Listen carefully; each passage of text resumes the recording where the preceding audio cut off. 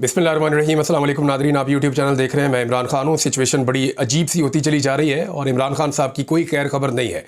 हुकूमत ने यह दावा किया है कि इमरान खान साहब ठीक हैं, जबकि पाकिस्तान तहरीक इंसाफ के तमाम सोर्सेज ये दावा कर रहे हैं कि इमरान खान साहब की हालत तशवीशनाक है। उनके हवाले से जो खबरें आ रही हैं वो खबरें ठीक नहीं हैं।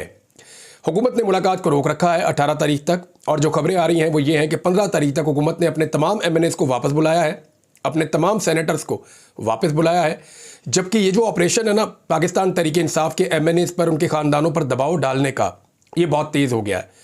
यानी मैं आपको इन्फॉर्मेशन देता हूँ, लाहौर में पाकिस्तान तहरीक इंसाफ के एक MNA मौजूद है और उनको पकड़ने के लिए बाकायदा DIG रैंक के एक ऑफिसर ने एक ख़ास विंग है पुलिस का, उसको जो है वो हदायत जारी की और कहा गया कि फ़लाँ जगह पे आप पहुँच जाएँ और वहाँ पे घेरा डला हुआ है गुज़िश्ता 2-3 दिनों से और इंटेलिजेंस इसके ऊपर काम कर रही है, तो आपने वहाँ पे मौजूद रहना है। जैसे ही ज़रूरत पड़े तो आपने उनको असिस्ट करना है। अब वो जो MNA हैं वो अपने घर के अंदर मौजूद है। उन MNA से रब्ता हुआ पार्टी के ज़राए का, तो उन्होंने ये बताया कि जी मैं अपनी पार्टी के साथ खड़ा हूँ, अगर मुझे ये उठाकर भी ले जाएंगे, मुझे अगर अगवा भी कर लिया जाएगा, लेकिन जिस वक्त मुझे असेंबली में पेश करेंगे वोट डालने के लिए, तो मैं इमरान खान का नारा बुलंद करूँगा और मैं किसी सूरत भी इमरान खान से गद्दारी और दगा नहीं करूँगा। ये MNA बड़ी उम्र के हैं, लेकिन इन्होंने बड़ी मजबूती शो की है अब तक, और इससे पहले ये अगवा भी हो चुके हैं। और जब ये अगवा हुए थे तो मैंने आपको बताया था 4 MNAs की कहानी, तो ये उन 4 MNAs में से एक ये भी थे। और उस वक्त भी इन्होंने ये फैसला किया था कि इमरान खान की मंशा के खिलाफ ये किसी सूरत वोट नहीं डालेंगे। अभी पार्टी जो है वो ये कह रही है कि अगर आपको किसी किस्म की सपोर्ट चाहिए तो हम आपको यहाँ से निकालते हैं, कोशिश करते हैं। और इनके घर के गिर्द जो है वो घेरा पड़ा हुआ है, पहरा लगा हुआ है, तो वो कहते हैं जी मुझे इस बात का पता है कि मेरे साथ क्या किया जा रहा है। और उनकी उम्र भी ज़्यादा है, तो ऐसी सूरत हाल में वो ज़्यादा लड़ाई या प्रेशर शायद बर्दाश्त भी नहीं कर सकते, लेकिन वो इमरान खान के साथ खड़े हैं। ये मैं आपको एक मिसाल दे रहा हूँ।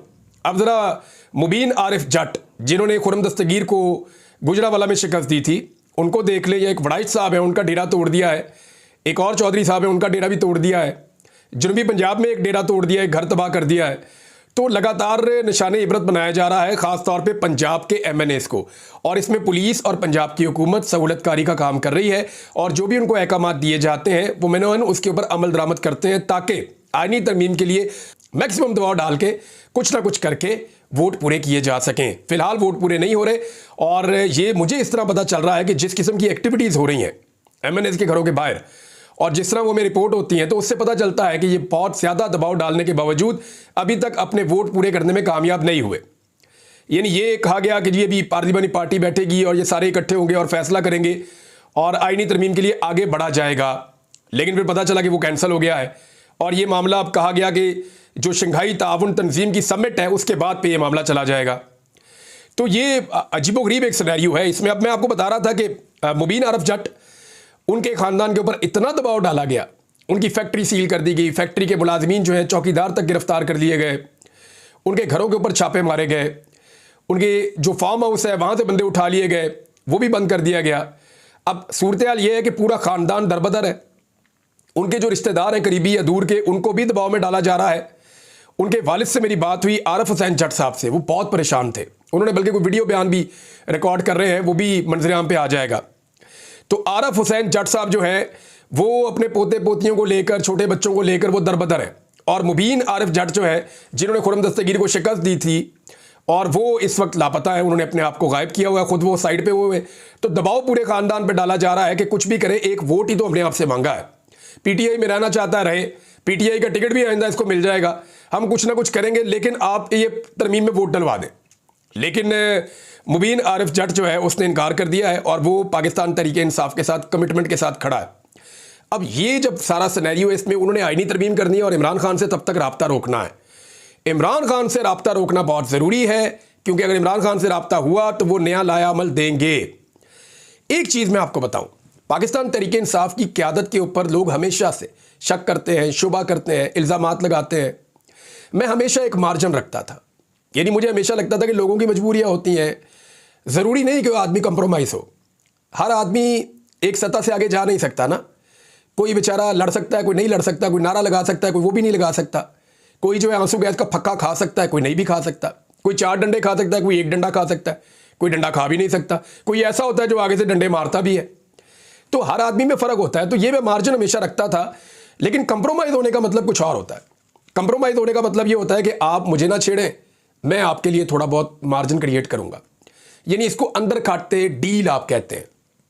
यानी आप ये करते हैं कि मैं जनाब आपके अपोनेंट एक पॉलिटिकल पार्टी में ज़रूर हूँ, आपकी उस पॉलिटिकल पार्टी से या लीडरशिप से लड़ाई है, आप उनसे लड़ें, लेकिन मैं यहाँ पे मौजूद हूँ, मैं जितना हो सकेगा आपको सर्व कर दूंगा। मुझे मेरी इज्जत भी रहने दें, मुझे मेरा ओहदा भी रहने दें, मुझे मेरा मुकाम भी रहने दें, मुझे अपनी पार्टी में भी रहने दें, लेकिन जहाँ जहाँ आप फंसेंगे मैं आपको निकालूंगा, लेकिन उसके बदले में आप मुझे तकलीफ नहीं देंगे। ये पाकिस्तान तहरीक इंसाफ की लीडरशिप कंप्रोमाइज थी, ये बहुत सारे लोग कहते थे, लेकिन मैं इस पर बिलीव नहीं करता था, लेकिन अब दिखाई देना शुरू हो गया है। ख़ास तौर पे इंतज़ार हुसैन पंजूता के मामले में पाकिस्तान तहरीक इंसाफ की लीडरशिप खामोश है। आपको पता है क्यों? मैं बताता हूँ। इंतज़ार हुसैन पंजूता वो आदमी है जिसका कोई पॉलिटिकल स्टेक नहीं है, वो वैसे ही इमरान खान को पसंद करता है। मेरी जब उससे बात हुई तो उसने साफ कहा, उसने कहा जी मैं पॉलिटिक्स में आकर क्या करूँगा, मेरी अपनी अच्छी भली वकला की अपनी एक मेरी पहचान है वकीलों में, और मेरा अपना एक काम है, मेरा एक अपना करियर है, मैंने वो काम करना है, और जहाँ इतनी सारी लीडरशिप है वहाँ पे आकर मैं क्या करूँगा।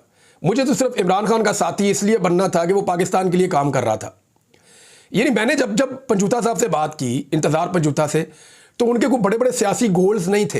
हाँ, उनका भाई नईम जो है वो बड़ा जोर लगाता है पॉलिटिक्स में, और वो बड़ा ज़बरदस्त पॉलिटिकल वर्कर भी है इमरान खान साहब का, और बल्कि वो अपने आप को एक लीडर के तौर पे मनवा रहा है। हर जगह वो पहुंचता है, हर किस्म की एक्टिविटी वो करता है, और वो पार्टी को फ्रंट से लीड करता है, पार्टी के बयानिए को लेकर चलता है। तो वो तो नईम का एक अलग है, लेकिन इंतज़ार हुसैन पंजूता जो है उसका सिर्फ एक मामला था जिस पे पार्टी की लीडरशिप को प्रॉब्लम थी। वो ये था कि वो जो बाहर देखता था या सुनता था या जो इंफॉर्मेशन उसको मिलती थी, वो उसके अंदर जेर ज़बर का इजाफा या कमी किए बगैर वो सीधा जाके इमरान खान को बताता था कि जनाब बाहर ये हो रहा, एग्जैक्ट सिचुएशन ये है।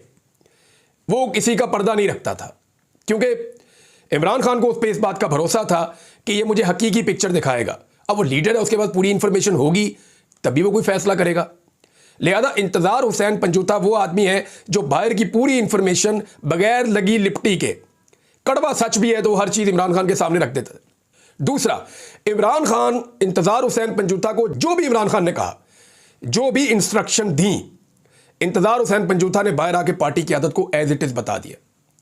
कोई चीज़ छुपा कर नहीं रखी, कोई चीज़, यानी आपको याद होगा जब एक इशू हुआ था तो पार्टी डिवाइड हो गई थी शेर अफजल मरवत वाले मामले पे, तो इंतज़ार हुसैन पंजूता है, उन्होंने बगैर इस बात की परवाह किए कि लोग उनके बारे में क्या कहेंगे, उनके ऊपर बैकलैश आएगा, उन्होंने डायरेक्टली जो था वो बोल दिया। तो इस आदमी को इस बात की परवाह नहीं थी कि उसको कितना डैमेज होता है या लोग उसके बारे में क्या कहेंगे। उसको सिर्फ ये था कि मैंने इमरान खान को बाहर की दुनिया के साथ जोड़ कर रखना है, पार्टी के साथ जोड़ कर रखना है, और इमरान खान उस पर भरोसा करते थे। अब पार्टी की लीडरशिप में बहुत सारे लोग ऐसे हैं जो ये चाहते हैं कि अंदर से पूरा सच बाहर ना आए, और वो ये भी चाहते हैं कि बाहर से पूरा सच अंदर ना जाए। तो ये एक ऐसा आदमी था, एक ऐसा लिंक था जिसको तोड़ना बहुत ज़रूरी था। तो इंतज़ार हुसैन पंजूता हो गए गायब। अब एक बात आप याद रखिएगा कि पार्टी के अंदर बहुत सारे लोग हैं, आपने देखा होगा एक लफ्ज़ नहीं बोल रहे। अगर वो ना बोले ना अगले 2-3 दिन तक, तो फिर मैं बोलूँगा। मैं बताऊँगा कि इंतज़ार हुसैन पंजूता ने गिरफ्तार होने से पहले या अगवा होने से पहले मुझे एक दिन पहले क्या कुछ बताया था। मुझे क्या कुछ बताया था कि मैंने किस किस बंदे को क्या क्या पैगाम पहुंचाया, और उस बंदे ने आगे से किस किस्म का रद्द-ए-अमल दिया। और वो जो रद्द-ए-अमल है ना, वो जब पाकिस्तान तहरीक इंसाफ के लोग सुनेंगे तो उन्हें पता चलेगा कि कितने लोग कहाँ कहाँ पे बैठे हुए कंप्रोमाइज्ड हैं। मैं अभी भी नहीं चाहता कि कोई किसी पॉलिटिकल पार्टी की अंदरूनी लड़ाई को बढ़ावा दिया जाए, लेकिन एक बात आप याद रखें कि पंजूता साहब को खामोशी से नज़रअंदाज किया जा रहा है और उनके लिए पार्टी आवाज़ नहीं उठा रही। तो पार्टी की आदत को उनके लिए आवाज़ उठानी चाहिए, ख़ास तौर पे उन लोगों को जो इमरान खान का भला चाहते हैं और इमरान खान का राबता पाकिस्तानियों के साथ चाहते हैं। क्योंकि जो लोग ऐसा नहीं चाहते, जो लोग चाहते हैं कि इमरान खान कट जाए, अलग हो जाए, हम मौजे करते रहें बाहर और हमें कोई पूछने वाला ना हो, तो वो लोग कभी आवाज़ नहीं उठाएंगे इंतज़ार हुसैन पंजूता के लिए भी और इमरान खान की बहनों के लिए भी। यानी इमरान खान की बहनें वो दूसरा लिंक है ना तगड़ा, जो अब वो पॉलिटिकल तो है नहीं, अब वो इतना अच्छा उनका पॉलिटिकल एनालिसिस भी नहीं होता, लेकिन वो इमरान खान को जो सुनती हैं, देखती हैं, वो आके बता देती हैं, और इमरान खान जो उन्हें कहते हैं वो बाहर आके बोल देती हैं। लिहाजा इमरान खान की बहनें जो हैं वो दूसरा लिंक हैं, वो भी अंदर है, और उनके बारे में भी पार्टी कितना जोर लगा रही है ये हम सब देख रहे हैं, और पाकिस्तान तहरीक इंसाफ का कारकुन भी देख रहा है। पाकिस्तान तहरीक इंसाफ ने मुराद सईद साहब ने ये बात की और फिर फौरी तौर पे उन्होंने अनाउंस कर दिया कि अब डी चौक में 15 तारीख को हम दोबारा आ रहे हैं। अगर इमरान खान साहब से मुलाकात नहीं करवाई जाती तो इस्लामाबाद हाई कोर्ट में इमरान खान से मुलाकात वाला जो मामला उनकी बहन ने केस किया था, अब इंटरेस्टिंगली वो मामला जो है वो जाना तो चीफ जस्टिस के पास ही था ना, क्योंकि इमरान खान से रिलेटेड हर केस को chief justice Islamabad high court ये समझते हैं कि उन्हीं के पास लगना चाहिए और वो ऑटोमेटिकली उनके पास जाके लग जाता है। समझ नहीं आती, वो केस जाके उनके पास लग गया तो जब लगा तभी हमें पता था कि ये नहीं मिलने देंगे, क्योंकि निज़ाम नहीं चाहता कि इमरान खान से मुलाकात हो 18 तारीख तक। तो उन्होंने कहा जी जब पाबंदी खत्म हो जाए ना तो इनकी मुलाकात करवा दीजिएगा। तो ये फैसला देने की ज़रूरत क्या थी? पाबंदी खत्म होगी तो ऑटोमेटिकली मुलाकात हो जाएगी ना, फिर तो आपको ऑर्डर देने की जरूरत नहीं है। मेरे ख्याल में पाकिस्तान तहरीक इंसाफ को फौरी तौर पे इस ऑर्डर को चैलेंज करना चाहिए, ताकि इसको एक डीबी बैठ के सुनेगी, 2 जजेस सुनेंगे।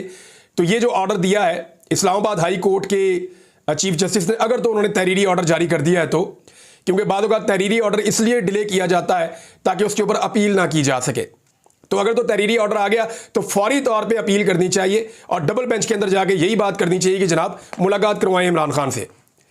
अब मुलाकात जो है वो करवाई नहीं जा रही और डी चौक में आने का ऐलान पाकिस्तान तहरीक इंसाफ ने कर दिया है। यहां मैं आपको फिर कहूंगा कि रिस्पॉन्सिबिलिटी अली अमीन गंडापुर के कंधों पर आ गई है। वजह यह है कि डी चौक पे जो कुछ हुआ गुज़िश्ता दफा, जितनी ताकत के साथ लोग पहुंचे, जो कुछ अली अमीन गंडापुर ने जोर लगाया, यानी वो भी तारीखी है एक। अगर आप मोटरवे पे इस्लामाबाद एंट्री से पहले, या चले मैं आपको बताता हूं, टूल प्लाजा से पहले वाला अली अमीन गंडापुर कुछ और था और टूल प्लाजा के बाद वाला अली अमीन गंडापुर कुछ और था। ये मैं आपको बड़ी जिम्मेदारी के साथ कह रहा हूं। यानी टूल प्लाजा से पहले जो जिद्दोजहद, जो कोशिश, जो जोर लगाया और जो ब्रूटैलिटी का सामना किया फस्तायत का अली अमीन गंडापुर ने, उसकी मिसाल पाकिस्तान की तारीख में नहीं मिलती। लेकिन टूल प्लाजा के बाद जीती हुई लड़ाई को जैसे हारा और फतह का ऐलान किए बगैर गायब हो गया और सिर्फ पुलिस की गिरफ्तारी से वो छुपता रहा, वो गंडापुर कुछ और था। यानी एक वजीर आला को ये जेब देता है कि पुलिस आपको गिरफ्तार करने हो, मेरे जैसा बंदा हो तो चलो मैं साइड पे हो जाऊं, छुप जाऊं। मेरे घर पे जितनी दफा पुलिस आई है मैंने दरवाजे पे जाके रिसीव किया। यानी मेरे घर पे जब पुलिस आती थी तो मैं कहता था कि मेरे घर के अंदर ना जाए, मुझे ले जाएं, तो मैं जाके पुलिस को दरवाजे पे मिलता था। मैं वजीर आला तो नहीं हूं, लेकिन यहां वजीर आला के अपने घर के अंदर पुलिस आई है और वो छुप गए। मुझे हैरत हो रही है कि एक वजीर आला कैसे छुप सकता है। कोई आम आदमी तो नहीं है, कोई माजा साजा तो नहीं है, कोई गामा तो नहीं है, कोई अलिबे पेते तो नहीं है, कोई जैद और बकर तो नहीं है। भाई वजीर आला एक सूबे का, जब एक सूबे का वजीर आला है तो वो छुप कैसे सकता है पुलिस से? इसको तो चाहिए था पुलिस को आगे फेस करता और जो दरवाजा तोड़ रहा था उसके मुंह पे एक रैप्टा मारता रख के कि भाई तू दरवाजा क्यों तोड़ रहा है वजीर आला उसका, मुझे लेकर जाना, उठाकर लेकर जाओ, मैं देखता हूं तुम मुझे कैसे बंद करते हो। होना तो ये चाहिए था उसूलन, लेकिन मिस कैलकुलेट हो गया। आप यहां पे भी मैं मार्जिन दे देता हूं, जब तक इमरान खान साहब अपना मौक़िफ़ नहीं देते तब तक मार्जिन दे देते। लेकिन मामला यह है कि अब ये सारी लड़ाई अली अमीन गंडापुर के गले पड़ी है, क्योंकि पाकिस्तान तहरीक इंसाफ के वर्कर शदीद मायूस हैं, बहुत मायूस हैं। मैं आपको सीरियसली बता रहा हूं। वो इमरान खान को बाहर निकालना भी चाहते हैं, वो आईनी तरमीम को रोकना भी चाहते हैं, वो अदलिया के साथ खड़े भी होना चाहते हैं, वो सारा कुछ करना चाहते हैं। लेकिन जो पार्टी की क़यादत ने उनके साथ किया डी चौक में, उसके बाद उन्हें सख्त मायूसी है और वो ये सोच रहे हैं जब हमें लीड ही कोई नहीं कर रहा तो फिर हम क्या करें। इमरान खान जेल में, उनसे रब्ता नहीं हो पा रहा। अब या तो मुराद सईद को निकालें और लाकर उन्हें कहें जी सामने आ जाओ। मुराद सईद का प्रॉब्लम आप सबको पता है। 3 बंदे हैं जिन्हें इमरान खान साहब ने कैटेगोरिकली मना किया है कि आप लोगों ने सामने नहीं आना। नंबर 1 मुराद सईद, वो इसलिए कि इमरान खान को इस बात का पता है कि मुराद सईद को पकड़ेंगे और मुराद सईद पे बदतरीन टॉर्चर भी कर सकते हैं और मुराद सईद को शायद मारा भी जा सकता है। ये उनकी पार्टी के लोग भी कहते हैं। और मुराद सईद को अगर इन्होंने पकड़ लिया तो मुराद सईद को एक लिंक बनाएंगे इमरान खान साहब को संगीन मुकदमात में फंसाने के लिए। तो इसलिए इमरान खान साहब की हदायत पे मुराद सईद सामने नहीं आता। नंबर 2 कासिम सूरी।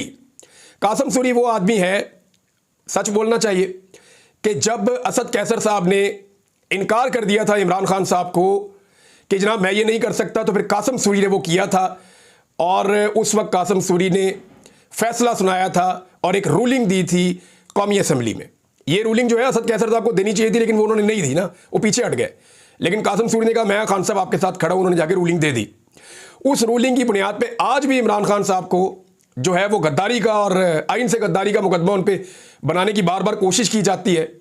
तो उसमें कासिम सूरी को पकड़ के रगड़ा दे के और कोशिश की जाएगी कि इसमें इमरान खान साहब को फंसाया जाए। तो ये दूसरा आदमी है जिसको इमरान खान साहब कहते हैं कि मंजर आम पे बिल्कुल नहीं आना, यानी इनका कंट्रीब्यूशन यही है कि ये सामने ना आए। लेकिन कासिम सूरी पहले पाकिस्तान में थे, फिर अमेरिका में चले गए हैं। वो अभी भी एक्टिविटीज़ कर रहे हैं, वो अपनी पॉलिटिकल पार्टीज के लिए आवाज़ उठा रहे हैं। उनके सारे घर वालों को भी गिरफ्तार कर लिया, उनकी जो प्रॉपर्टी है उस पर भी कब्जा कर लिया, उनका जो कारोबार है वो भी बंद कर दिया। तो कासिम सूरी को तो इन्होंने निशाने इबरत बनाया। इसी तरह मुराद सईद के घर वालों के साथ भी हुआ। मुराद सईद को बहुत लैंडलॉर्ड तो नहीं था, कोई बहुत अमीर आदमी तो नहीं था, लेकिन इसके बावजूद जो कुछ भी था उन्होंने सेक्रीफाइस किया है, उनकी फैमिली को बहुत अजियत का निशाना बनाया है। इसी तरह कासिम सूरी की फैमिली को लगातार अभी तक अजियत का निशाना बनाया जा रहा है, उनके जानने वालों को भी। लेकिन कासिम सूरी को भी ये था कि अगर कासिम सूरी पकड़ा गया तो इमरान खान को एक नए मामले में लपेटा जाएगा। लिहाजा इमरान खान की इंस्ट्रक्शन पे उन्होंने भी गिरफ्तारी देने से गुरेज किया और वो रूपोश हो गए। लेकिन जब वो रूपोश थे तो वो कुछ कर नहीं पा रहे थे, फिर वो अमेरिका चले गए। वहाँ जाके वो एक्टिविटीज़ में हिस्सा लेते हैं, पॉलिटिकल एक्टिविटीज़ में, और ना सिर्फ पॉलिटिकल एक्टिविटीज़ में बल्कि पार्टी के जो फैसले हैं उनके अंदर वो कमेटी में शामिल है और उन फैसलों का एक हिस्सा भी हैं। जुल्फी बुखारी, इनको भी इमरान खान साहब ने रोका कि आपने गिरफ्तारी नहीं देनी और आपने गिरफ्तार नहीं होना, क्योंकि इसको भी पकड़ के इमरान खान के खिलाफ कोशिश की जानी थी कि मुख्तलिफ मुकदमात में मुलविस किया जाए। जुल्फी बुखारी का भी यहाँ पे यही हुआ, जो उनकी आबाई ज़मीन है वो सारी कब्जा कर ली गई, उसके ऊपर जो है वो हर चीज़ जब्त कर ली गई और उनके ऊपर मुकदमात बनाए गए। लेकिन यही जुल्फी बुखारी है जो पाकिस्तान से बाहर रहकर इमरान खान के ज़्यादा काम आए। यानी वहाँ इन्होंने बहुत सारे मामला संभाले, यानी यूएन के अंदर जो हुआ, आलमी सतह पे मुख्तलिफ मुल्कों में जो करारदादें आई, जो कुछ यूनाइटेड स्टेट्स में हुआ, जो कुछ यूएन में हुआ, अक़वाम मुत्तहिदा में हुआ, जो इस वक्त बरतानिया में हो रहा है, जो कनाडा में हो रहा है, तो ये सारा का सारा मामला आलमी सतह पे इमरान खान साहब के केस को जो उठाया है वो जुल्फी बुखारी ने उठाया और उसकी कीमत भी अदा की है। तो ये तीन आदमी मैं आपको कैटेगरिकली बता रहा हूँ, इनको तो इमरान खान साहब चाहते ही नहीं है कि ये सामने आए और गिरफ्तार हो। तो बात कहाँ से चली और कहाँ तक पहुँच गई। लेकिन अब मामला ये है कि लीड कौन करेगा। क्या अली अमीन गंडापुर साहब दोबारा आएंगे तो लोग उनके साथ आएंगे और उस तरीके से आएंगे डी चौक के लिए, ये एक बड़ा सवाल है। गंडापुर ने कहा था मैं दोबारा आऊँगा। अब अगर इमरान खान को नहीं मिलाया जाता तो क्या 14 तारीख को गंडापुर वंस अगेन या 15 तारीख को दोबारा से गंडापुर साहब, ये बड़ा इम्तिहान है उनके लिए, एक बड़ा काफिला लेकर खैबर पख्तूनख्वा से दोबारा डी चौक के लिए निकलेंगे। कुछ लोग ये कह रहे हैं कि गारंटी दे दी गई है कि अब पाकिस्तान तहरीक इंसाफ इस्लामाबाद नहीं आएगी। तो क्या वाकई कोई ऐसी गारंटी दी गई है? ये बड़े सवाल आते हैं, इनके जवाब हमें आने वाले दिनों में मिलेंगे। आईनी तरमीम के लिए जितना जोर लगाया जा रहा है ये आप सब अच्छी तरह जानते हैं। कुछ लोग ये कह रहे हैं कि शायद कोई तरीके तो एतमाद पेश कर दी जाएगी ताकि हफ्ता 10 दिन जो है वो डिले में चला जाए मामला और कादी फायदी सारे रिटायर हो जाए इस बीच में। तो मैं आपको ये भी बता देता हूँ, लेकिन अगले वीलॉग में ज़रा तफसील से बताता हूँ। टाइम जो है वो बहुत कम रह गया है। सियासी कमेटी ने जो है वो फैसला किया है और वो ये है कि 15 तारीख को पाकिस्तान तहरीक इंसाफ दोबारा डी चौक की तरफ निकलेगी और इसलिए पंजाब के जो एहतजाज हैं वो कैंसिल कर दिए गए हैं, जबकि 26वीं आईनी तरमीम का जो डाटा है वो पेश कर दिया गया है, हुकूमत ने पेश कर दिया है। फजलुर रहमान साहब ये कह रहे हैं कि कमेटी में चीज़ें आ गई हैं। लेट्स सी वहाँ क्या होता है। अब तक के लिए इतने, अपना ख्याल रखिएगा, अपने चैनल का भी। अल्लाह हाफ़िज़।